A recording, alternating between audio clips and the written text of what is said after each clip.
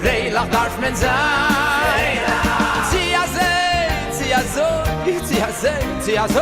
Freilach darf man sein.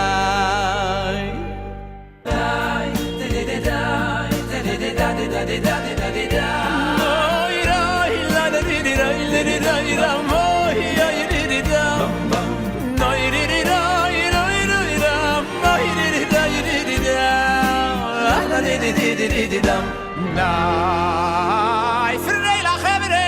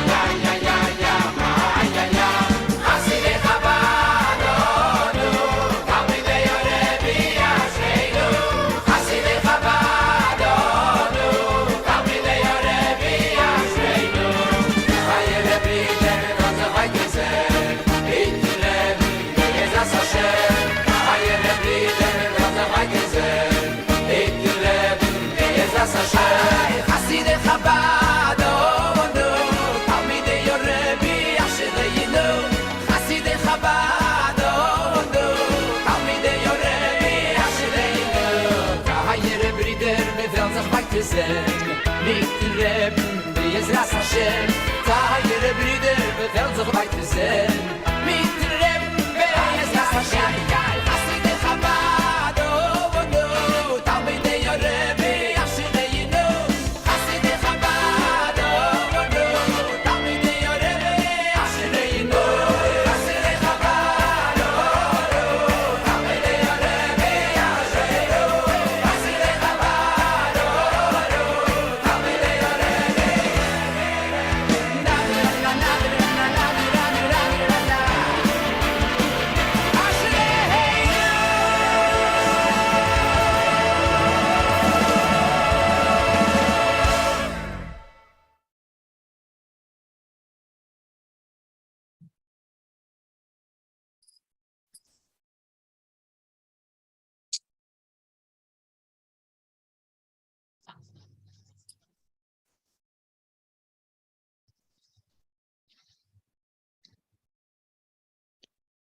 Good evening, everybody, and thank you so much for joining our webinar. A big thank you to Standard Bank for sponsoring Chabad of Zoom. You know, they do so much for the Jewish community and beyond. Tonight is Meyer's Yotzat. Tonight is Meyer's first Yotzat, and the Torah tells us that it takes a full year for the soul to fully integrate up on high. You see, because according to Jewish belief, there are two dimensions to death. One is the pain, the void, and the sorrow that the family, the wife, the children, the grandchildren feel, but the void, the loss. But of course, there's another dimension to death, and that is what the neshama experiences. And for the soul, it's just a major immigration. The soul leaves this physical world, immigrates up on high, and presents all that it accomplished while living in this physical world to Hashem. Meyer accomplished an absolute fortune. The very first thing that they asked the neshama in heaven is, were you honest? And one thing, anybody who knew Meyer, he was honest. He was black and white, but at the same time, he was forgiving, he was compassionate, he was exceptionally kind and very caring. And it's with that in mind that I want to say to Lynette and to Sean and Deanne and to Stephen and Haley and to Gemma and Georgia, that may Meyer intercede up on high. First of all, we all wish you long life.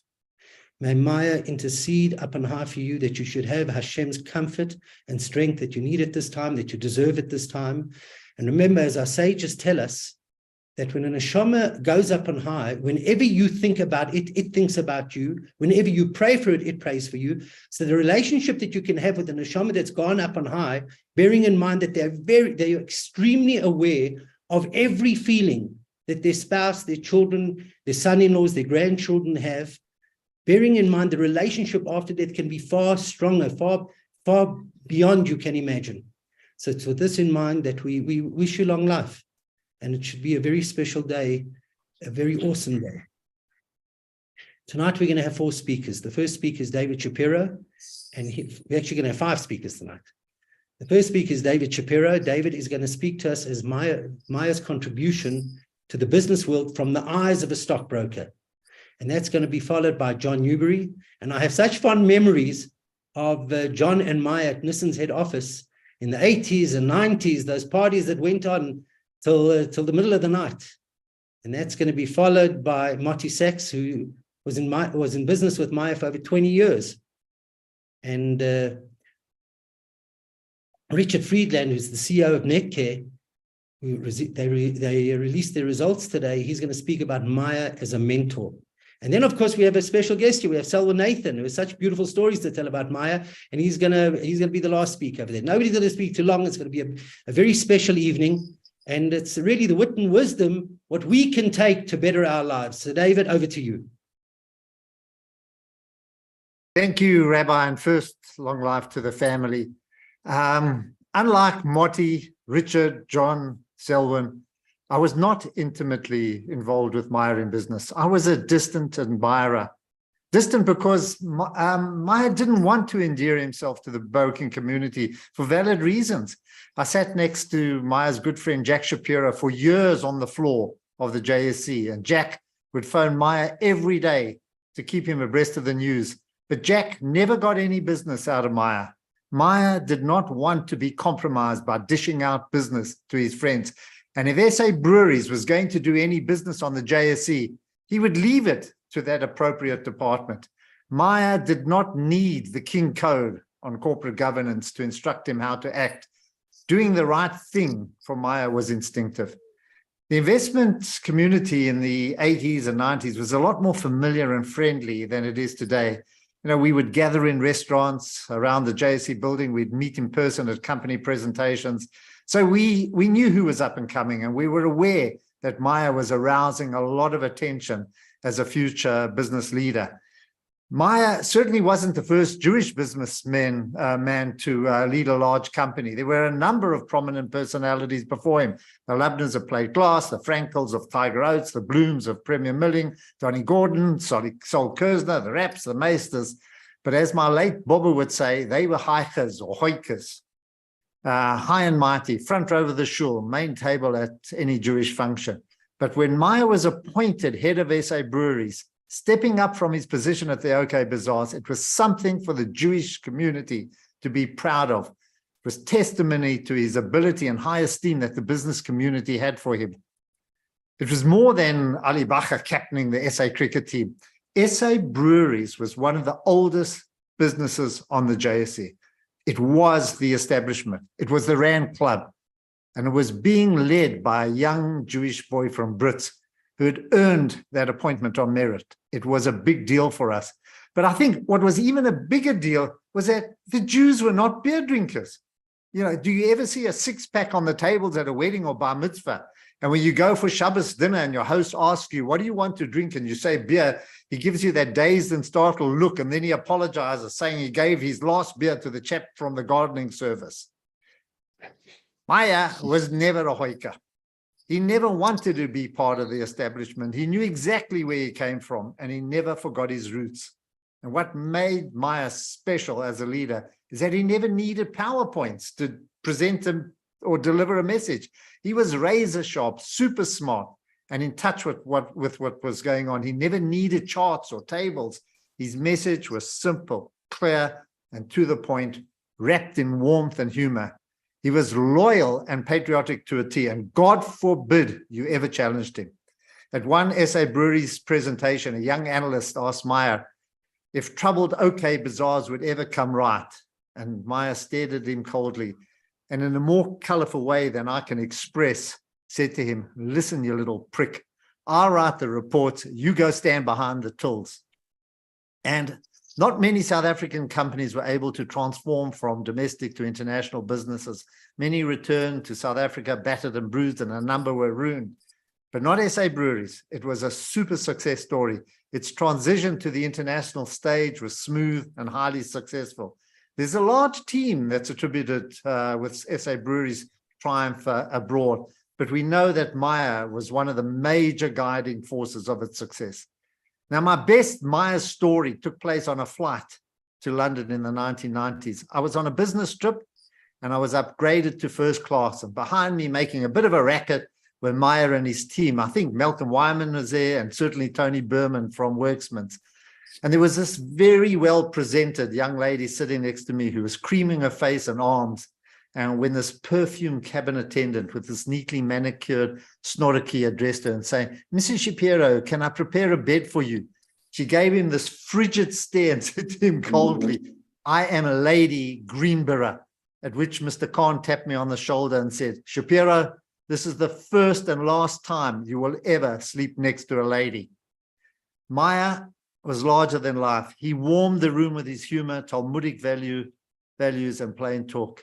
Who else could walk into P.W. Botha's office and tell the president of the country that the two most dangerous creatures around were his gardener on a bicycle and a politician behind a desk?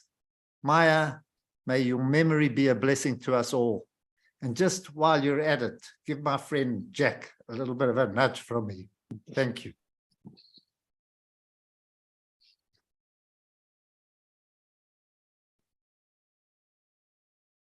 John, over to you. Rabbi, thank you so much for giving me the opportunity to share a few comments about Meyer. I got to know Meyer very well when he was appointed to the board of my company. And it was quite an intense board. There were two chairmen of banks on the board. There was a chairman of a mining company. There was a chairman of a large industrial company. And of course, there was Meyer. Our board meetings were serious, they were intense, and it was interesting because it was a new industry to Meyer. But then really no business was too new or too fascinating or too out of touch with Meyer's capabilities. He adapted to the industry remarkably well. His advice was fantastic. It was sage. It was given with sincerity. And if there was something that he didn't like, he made it very, very clear. He was an outstanding board member. But after our board meetings, we used to always go to the bar and have a few drinks. And there was another Meyer. And that Meyer wanted to talk to the executive management that used to come in for drinks with us. He wanted to find out how they were doing, what their interests were. He was such a human man. His concern for others and his lightheartedness outside of the board was absolutely delightful. He was just wonderful to be with.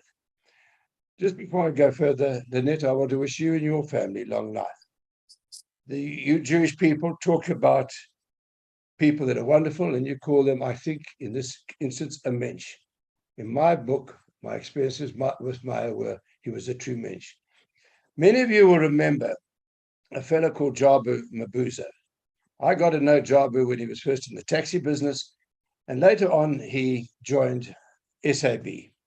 And Meyer made it his business to mentor and help Jabu find his feet in this completely different and new world to him. And Jabu used to tell me a story that occasionally he would take Meyer off to one of the shebeens, be it in Soweto or wherever it might have been, and he and this giant of a man would walk into the bar, and it didn't take 10 minutes before Meyer had them eating out of his hand and drinking out of his pocket. He used to dominate those scenes. He was phenomenal. And it's not often, and David, you touched on it, that you see a man with his modesty, with his humbleness. Here was the CEO of one of the biggest companies in the world, certainly the biggest brewery in the world, drinking in the shebeens in Soweto. What a wonderful inspiration to his staff. What a motivation, and what a wonderful lesson to them. Jabu loved Meyer, as I think so many people do. I want to share also with you a very light-hearted story, because I know time is of the essence. One day I was playing golf with Meyer, and we got busy afterwards. It was lunchtime. We finished at lunchtime, and we got a little busy having a few toots, and we got to talking about the police. And I think we all know the sacrifices Meyer made to try and improve the police, to bring governance in, to get standards there. And today I'm sure he's as disappointed as all of us are in the way the police are performing. But that's not the issue. We had a fair amount to drink, possibly a little bit more than was necessary. And we all had to be reasonably sensible, or try to be, how we were going to get home. For Meyer, this wasn't a problem. The one privilege he had in the police, which I think was the best part of the job, is he had police security and a driver. And he said he can go home any state he likes, whenever he likes, because they'll get him home safe and sound. Well, we had many such occasions with Meyer, and David, Rabbi, you touched on one earlier on, some of those functions that we had at our offices with Meyer. And let me say that you, Rabbi, were very instrumental in the state of the nation there. We would be having our little whiskey, and you'd be walking around with a bottle doing irreparable damage to all of us. So don't plead innocence on some of Meyer and my behavior. You certainly were a catalyst to some of the very good evenings we had. So, Meyer, we miss you. And I want to drink a little l'chaim to you. And so we think of you, we miss you. You were an amazing man. You took a good company. You made it a great company. As South Africans, we can be proud of our boykie from Brits. And whilst we talk about him from Brits, he was born in Pretoria, where I come from, so I'm even more proud of him. It's a great privilege to be able to be part of this discussion, and I look forward to hearing the other fellows. Thank you, Rabbi, for including me. Thank you. Thank you, John. Marty, over to you. Thank you, Rabbi, and dear viewers, it is certainly my great pleasure and privilege to appear before you this evening to honor the late Meyer Kahn. Meyer was a unique but most humble business icon and in my case, a respected colleague, a business partner, and most importantly, a caring and loyal friend for many years. On this special tribute to the memory of late Meyer, I would like to recognize the attendance of Meyer's wife, Lynette, and his two daughters, Deanne and Haley. Wish them long life, and certainly their presence no doubt adds a loving familial dimension to the remembrance of the indelible mark that Meyer left not only on the South African business community, but also on the lives of his corporate colleagues, his broader family, and his personal friends. I have been one of those fortunate people to have been very close to Meyer, still yet to absorb the reality of his passing or fully recover from the void and emptiness that his absence has caused. I had the pleasure of first meeting the Boykie from Brits in the mid-1980s during our regular December family holidays at the Beacon Isle Hotel in Plettenberg Bay, where we both enjoyed common timeshare weeks. That holiday-style friendship evolved during the ensuing years, but our closer relationship developed more actively through the common long-standing friendship we both happened to share with the late Jack Shapiro, and David has mentioned that. Jack having served articles with me, and he was, I'm not sure he wasn't a guide or advisor to Meyer, but he was certainly my broker on the Johannesburg Stock Exchange. Meyer and Jack, funny enough, were regular driving range golfers, and you'll not believe me, but several years of merely hitting golf balls at a driving range, both of them had still never played a proper round of golf on a formal golf course. This all changed when I eventually persuaded both of them to join the Houghton Golf Club. That membership was something of a game changer, and Meyer and I and our group enjoyed many, many wonderful years regularly playing golf together at both Houghton and in later years at the Wanderers Golf Club. To this day, I continue to savor the wonderful memories of Meyer, suddenly a golf gambling addict, vigorously competing off his handicap of around 18 to 20, but as he claimed, for reasons of affordability, he could only set a modest betting limit of 10, 10 and 20 Rand per game, arguing it was enough for the winners to buy 4 cans of Castle beer after the game, all 4 cans usually consumed by Meyer himself. In the clubhouse after the game, if anyone was seen by Meyer drinking a non-SA Breweries beer, Meyer would walk to the table, cordially greet the players, and accidentally drop his car keys into the glass of beer, only to apologize and happily replace the beer with an SA Breweries product. On the business front, however, I need not dilate on Meyer's illustrious and extraordinary business career, not only as head honcho of South African breweries, later SAB Miller, but in addition being on the boards of several other major enterprises where his impact and influence is well known. In 1996, when Jackie Cheval and I listed Netcare on the stock exchange, I invited Meyer to join the board, but he declined, as he said, I think jokingly, that Netcare with only 5 hospitals was probably far too small to even afford his director's fees.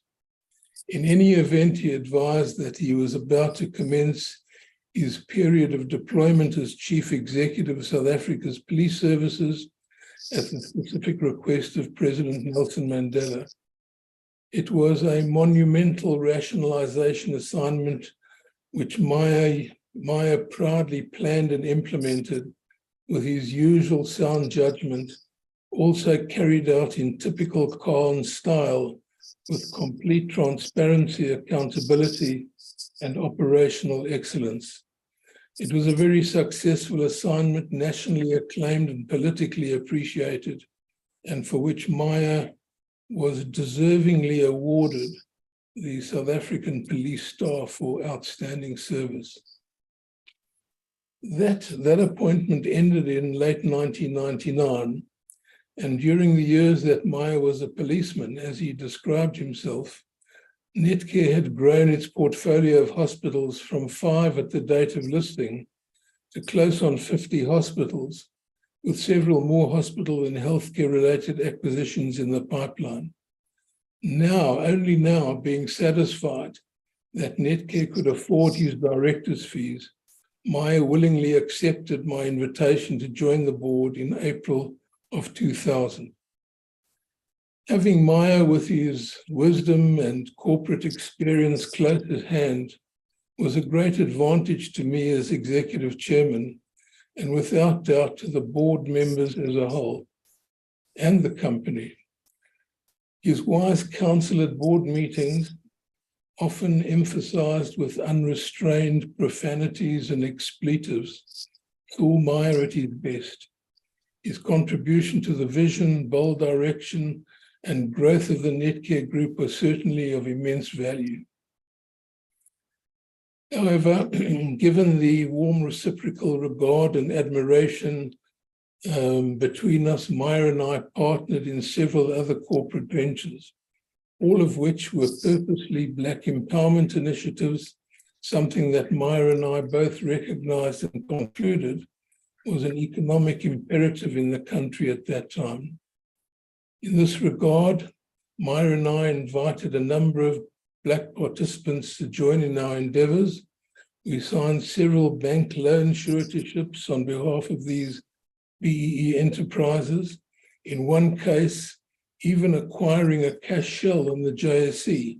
And in each case, we placed control in the hands of selected Black shareholders, together guiding and mentoring management in establishing and expanding their business, but also as a means of mitigating the risk and or protecting our banking guarantees. Excuse me a moment. In that regard, there were certainly some anxious moments over the years, but we fortunately had no failures.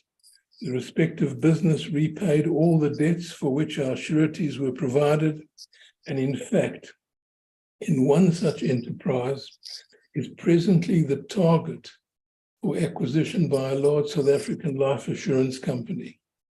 I know that Meyer would be absolutely proud and delighted to know that the value attributed to that business has been determined at a market capitalization of 3.5 billion rand, where our original BE partners will soon collectively be receiving a significant percentage of that value.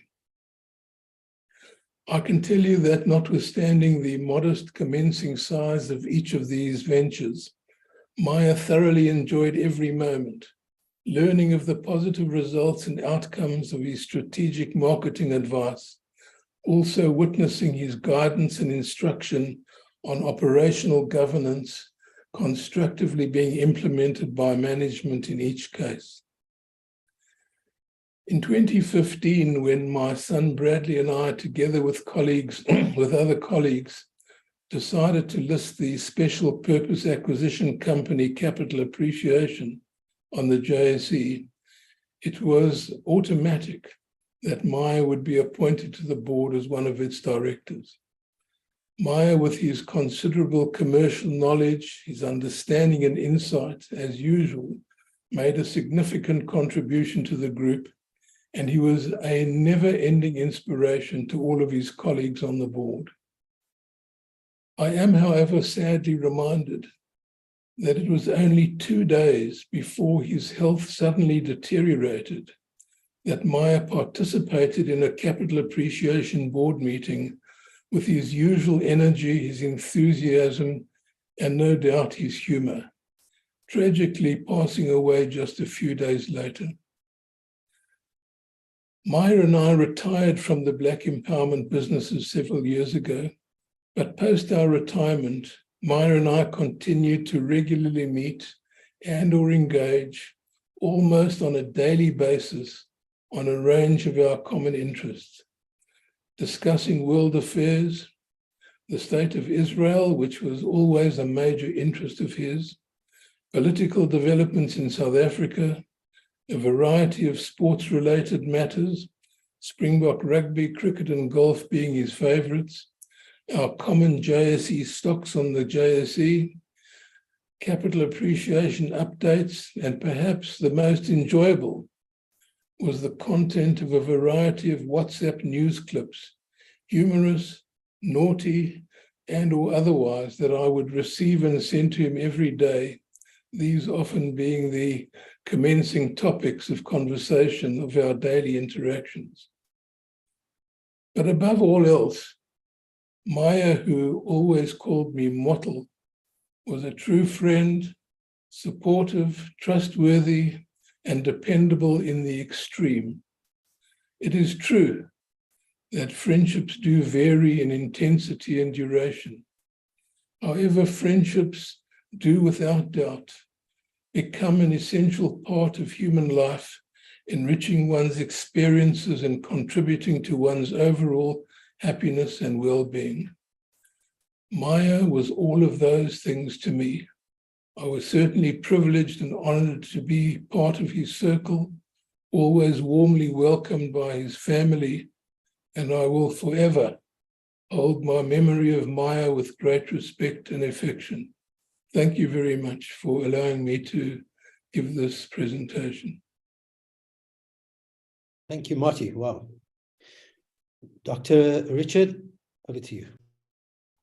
Thank you very, very much, Rabbi Masinta, and thank you very much for organizing this evening, and certainly to Lynette and to Deanne and Heidi. I wish you a long life on behalf of all of us in Netcare. Today, we issued our interim results, and I made it very clear at the beginning that these results were in memory and honor of Meyer and the enormous contribution he's made to all of us in Netcare. We hold him in our hearts, not just today. And two beautiful words you spoke about was remembering and reminding. We recreate in our minds that memory that is so vivid of Meyer, and we remember because he will always remain a member of Netcare, of the various communities that he was involved in, and indeed in all the companies and the people on this call. And so tonight, it's really a privilege to be here. I want to say to you that one of my greatest privileges in my life has been to be mentored by Meyer Kahn. No one could wish to have a better mentor, and I know I speak on behalf of so many of our colleagues who were privileged to stand at the feet of Meyer during his tenure at Netcare as a board member and then as chairman. And what an indelible impression he left. I want to share with you briefly, friends and colleagues, just a few stories of what it was like to be mentored by Meyer. And I recognize that everyone has spoken for a long time. So I'm going to just tell you 4 or 5 stories very, very quickly. One of the key elements of being mentored by Meyer was to understand the responsibility that comes with leadership and that one cannot shirk that. And I remember being called back from England, where I was running Netcare UK, to South Africa because our CEO and the founder of Netcare, Jackie Shevel, had decided to resign and move on to the United States quite precipitously. And so I was called into a hastily convened board meeting and told that I was unanimously elected or decided upon to be the next chief executive of Netcare. And board members spontaneously began clapping. Meyer raised his hand for everyone to shut up. And he turned around to me and he said, "Young man, I want to remind you of what Confucius said 3,500 years ago." Now, of course, I had no clue what Confucius had said 3,500 years ago. And so Meyer reminded me. He said, "Young man, when you assume the mantle of leadership, you forfeit all rights to mercy. You do good, you can stay. And if you foul up," and I'm saying this in the politest words because he used far more expressive expletives. But if you foul up, you leave your keys at the door. Do you understand me? And I said, "Yes, sir." He said, "Good, meeting over." And that was my introduction to Meyer's view on leadership. And he held by that. You take responsibility. The second story I want to share with you, and I think everyone has spoken about it, that he was brutally honest. There was no fear or favor, but he told it exactly the way it was for the good of the company, and in our case, for the good of all of our executives and people within Netcare. The second very important lesson was that when you appoint managers, they are authorized. Don't micromanage them. A ship is not meant for the harbor. It's meant to sail. It may break a mast or two. And the beauty of being mentored by Meyer Kahn was that, you know, many boards are filled with accountants and lawyers and financial advisors, and they all mean well and they all give you good theoretical advice. But Meyer had extraordinary operational nous. As John had said, and as we've heard from David and Marty as well, Meyer understood business, he could smell it. And learning at his feet was something extraordinary. And no one else could give you that extraordinary operational perspective that Meyer could. And so this issue about appointing managers and keeping them responsible applied to myself as the CEO as well. I remember we had just made this massive acquisition in the United Kingdom.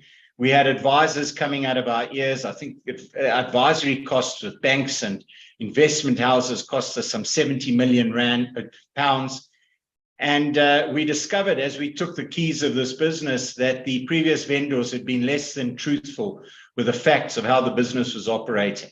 And I came back to South Africa incredibly nervous with a PowerPoint presentation ready for the board to talk about what we had found and potentially how we were going to fix it. And so I painted the picture of what was going on, and I got to the point where, you know, this is what we were going to do. And he turned around to me and he said, "Young man, close that computer. I'm not interested about what you're going to tell me. Just fix it." And believe you me, we understood that that was our responsibility. And it was incredibly empowering working for someone like Meyer, because you were trusted to get on with the job and fix what needed to be done.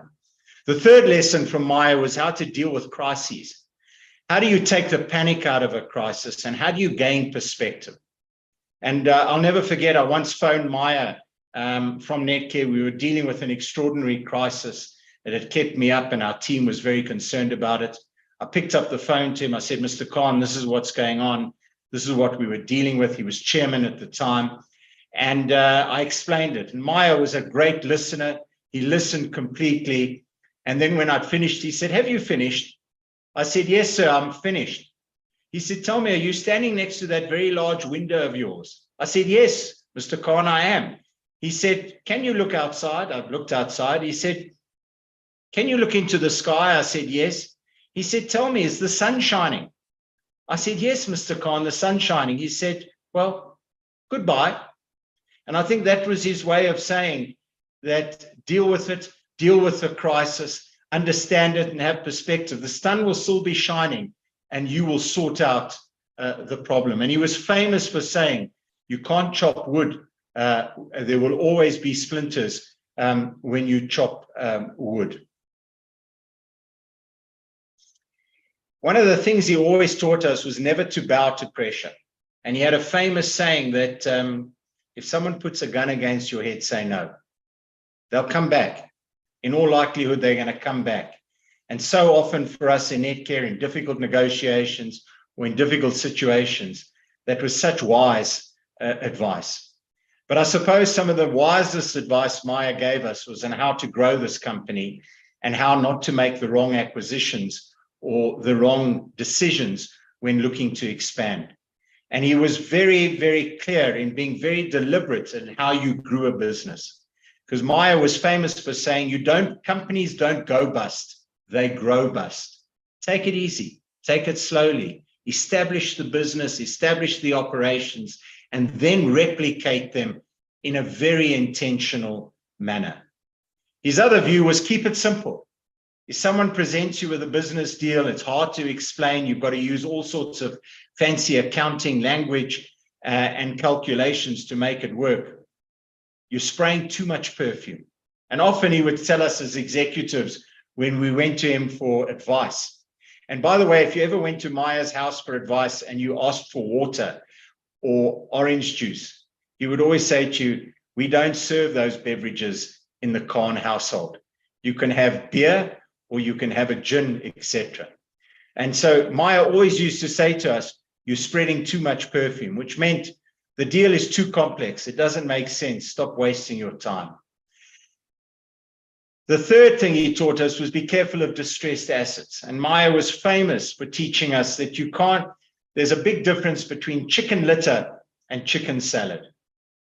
Anyone can make chicken litter out of chicken salad, but no one can make chicken salad out of chicken litter. It doesn't matter what superstar you think you are. And it was a lesson that all of us within Netcare have held to this very day. And perhaps one of the most embarrassing examples that Meyer taught me in front of the entire board was always make sure that the juice is worth more than the juice is worth the squeeze. If you're going to go for something and do something, make sure that it's big enough, that it's going to have an impact on Netcare, on an organization, or don't waste your time. And I remember we were approached with the most marvelous opportunity in Mauritius. A family, a very well-known family in Mauritius who'd been around for decades, built large businesses, came to us and said they wanted to open a flagship hospital in Mauritius. Now you can imagine we had queues of people waiting to do the due diligence, to fly across, to volunteer to be part of it. And we proudly went to the board to present this idea to Meyer Kahn and the rest of the board. And Meyer listened to the presentation for about 40 minutes. And then he turned around to me and he said, you know, Richard, in the last 5 years, no, actually change that, in the last 10 years. No, actually in the last 20 years, that must be the daftest idea I have ever heard of. And that was the humor of Meyer Kahn. He was saying it's a toy. For all the effort that you're going to pour into this, all the effort and the due diligence, what's it going to do? How's it going to change the dial? Of course, I'd love to go and play golf there. So forget about it. And these were the hard lessons that he taught us that molded us and mentored us within Netcare. And I'll end with just two quick ones. You know, Meyer Kahn was famous for saying, tell me something. When is it the only time that you fly first class? And he always used to say, when you take legal advice, because it'll be cheaper in the end. Go get the best possible advice you can in the market and get it from the best in the market. You take cheap legal advice, you will always pay for it. And finally, he was incredibly modest. And he said, whenever you're presenting results, whenever you're talking about your company, make sure that you go on an adjective diet. Let the market decide and stop giving wedding speeches. And those are just some examples I wanted to share with you, Lynette, Haley, and Deanne, and the rest of the colleagues listening on, of what a privilege it was to be mentored by such a giant as John and others have spoken about. And I'll end with the words of Meyer Kahn when he ended a meeting, or he finally walked out. Vleit, my story is uit. Thank you. Oh, Doctor, absolutely outstanding. Selwyn, let's hear from you. Big story.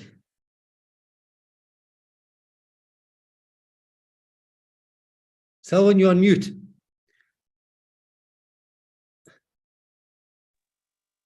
Thank you, Rabbi. To Lynette and family, I wish you all a long life. But to say what a great pleasure it is for me to be here this evening and to share some stories with you about my time with Meyer. To Marty and John, I mean, I've been in business with you guys, and I thank you also for your time with me in business, and I also thank you for your friendship. But to get to a story which was going to be similar to Richard's, all stories with Meyer are always and always were with great humor. And for me, I got this job in the 90s with a listed sports company owned by Vodacom, with a fantastic Rupert family that Meyer had been in business for a long period of time, very successfully. He was very excited for me because he knew what a great break it was for me, and to be in business with such prominent people that he knew so well, and he knew I was in really good hands. And he told me to come and have a drink with him and Tony Berman. They want to give me some really good advice. Because they said, when you get to the top, you must have got there for a very good reason. And I'm going to need some help because I'd never been on the top before. So he told me that the first thing I've got to do is I've got to go and work out my package with the company before I start, or even before I get to that office. Secondly, I had to learn how to protect the brand and your shareholders alike. And it's like your own name. Just understand that before you start on the first day. The next advice he gave me, he says, definitely don't call your predecessor an idiot or names, even if you think he was. Don't dare dismantle anything that your predecessor did before you got there, and start doing things for your own folly. Definitely don't restructure the business immediately. Slowly catch a monkey.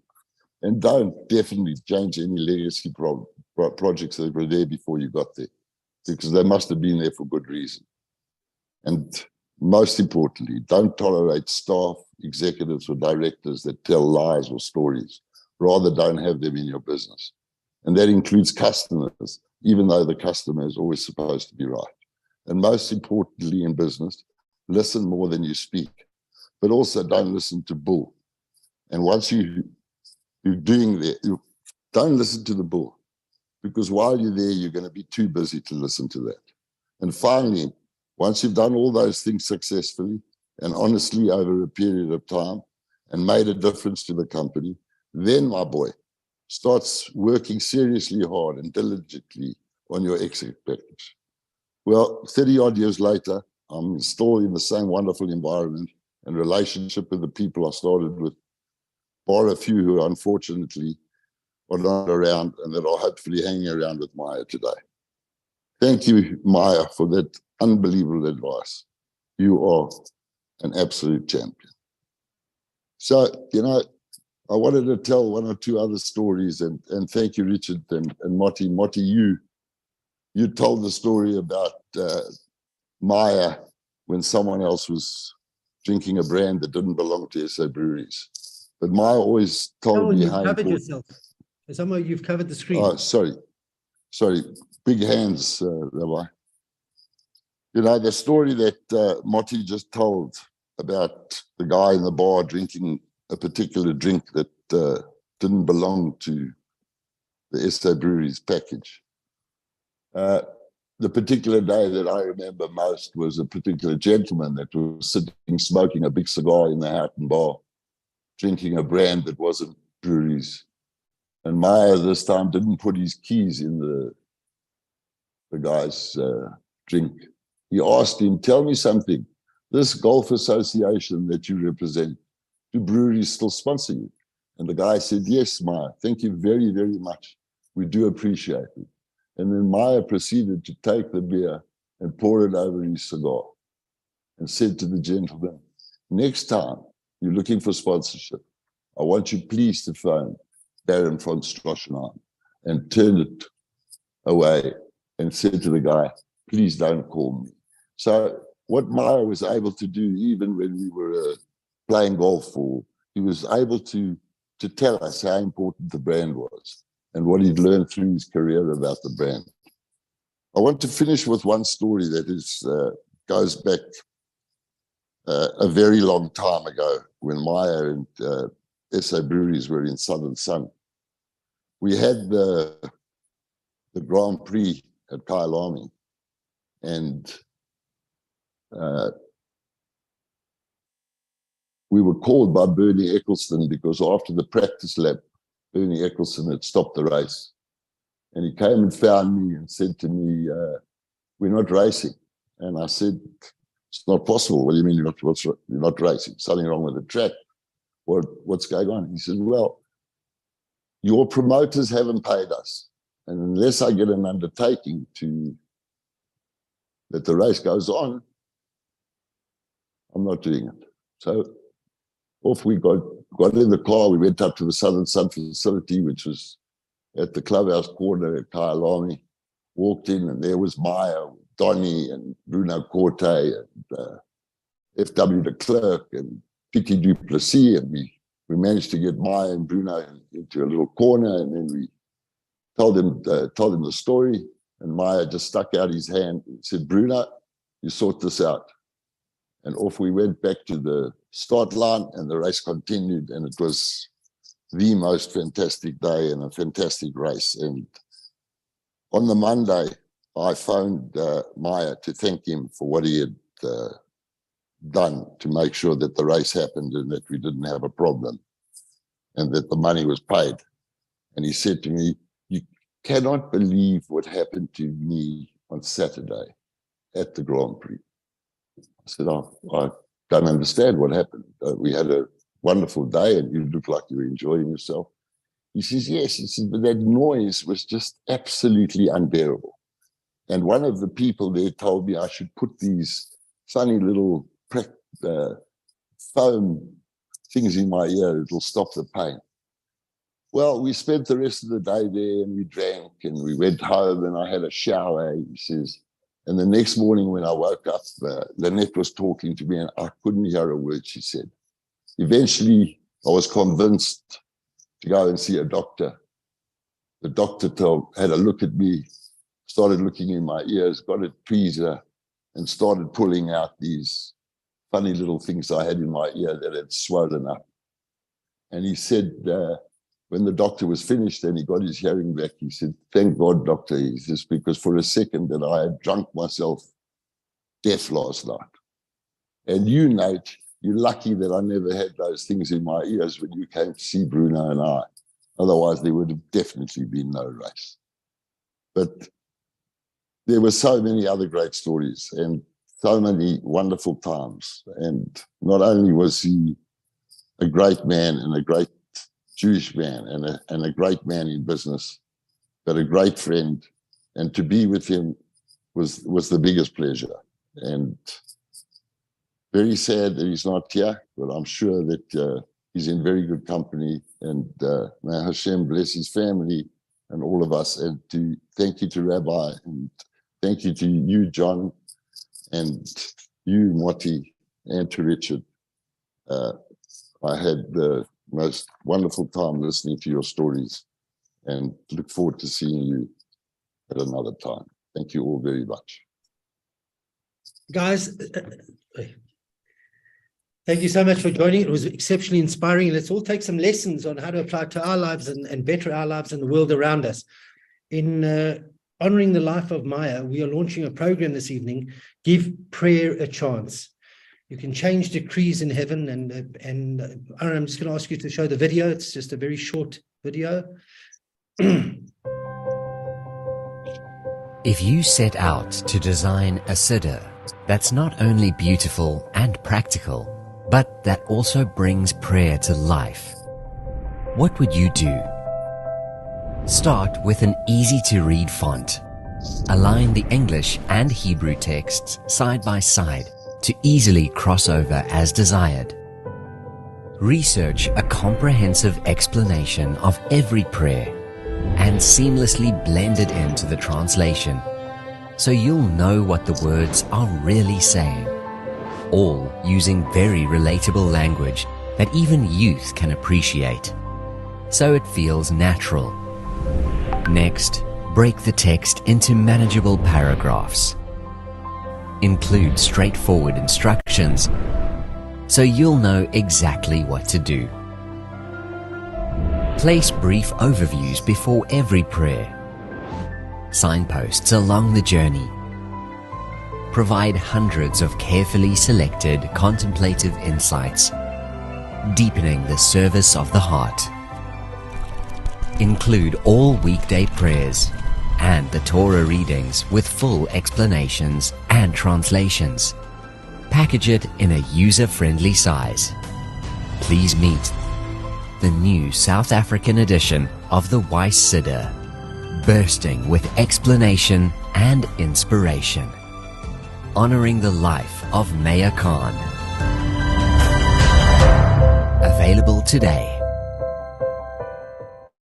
The Siddur is coming out, and please God, may we all put a prayer into Hashem This week is Shavuot, where God gave us the Torah, the beginning of heaven and earth becoming one. Please, God, may we have the revelation of Mashiach immediately, where all families will be reunited. And thank you very much for joining, guys, everybody.